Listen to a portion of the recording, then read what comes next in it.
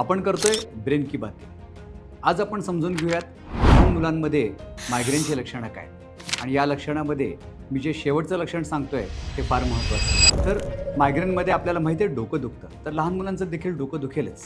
त्यांना देखील उलटी होईल, त्यांना खेळणं ते बंद करतात, खेळायचं बंद करतात. आणि अशा मुलांना जेव्हा ते मुलं आमच्याकडे येतात तेव्हा आम्ही बऱ्याचदा मायग्रेन नाही आणि दुसरं काही आहे का हे पाहायचा पण प्रयत्न करतो. आणि त्याच्यामध्ये बऱ्याचदा लहान मुलांमध्ये वाढलेलं ब्लड प्रेशर ही गोष्ट आम्हाला रूल आउट करावी लागते की ज्याच्यामुळं मायग्रेन होऊ शकतो. पण असं कुठलं लक्षण आहे की जे थोडं वेगळं दिसतं, डोकेदुखी नसते पण मायग्रेन असू शकतो? तर लहान मुलांना जेव्हा मायग्रेन येतं तेव्हा बऱ्याच कॉमनली चक्कर येते आणि मुलं अचानक धावत आईकडे पळत येतात, आईला येऊन बिलगतात आणि म्हणते मम्मा मला चक्कर येते. आणि ते 2-3 मिनटं 4 मिनटं आईला घट्ट किंवा वडिलांना घट्ट धरून थांबतात आणि त्याच्यानंतर ते परत आपापल्या दिशेने खेळायला निघून जातात. हे चाइल्डहूड व्हेरियंट ऑफ व्हर्टायगो म्हणजे मायग्रेन असतो.